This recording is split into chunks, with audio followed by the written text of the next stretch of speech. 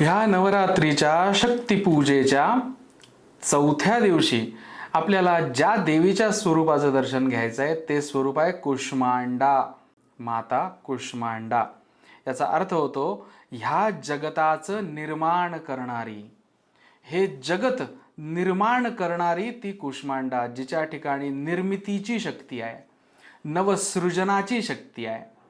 ग्रंथ सांगतात की ह्याच कुष्मांडा देवीच्या रूपाने महाकाली, महालक्ष्मी आणि महासरस्वती ह्या तीनही स्वरूपाचं पण निर्माण केलं. म्हणून ह्या दिवशी आपण कुष्मांडा देवीला नमस्कार करताना तिच्याकडे काय मागणार, तर तिच्याकडे नवसृजनाची शक्ती मागणार. माझ्यामध्ये नवीन नवीन गोष्टी मला शिकण्याचं सामर्थ्य मागणार.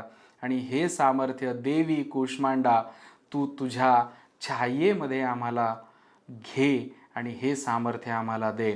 तुझं हे कृपाछत्र, तुझी ही छाया आमच्यावर कायम स्वरूपी असू दे, नवसृजनासाठी म्हणून असू दे.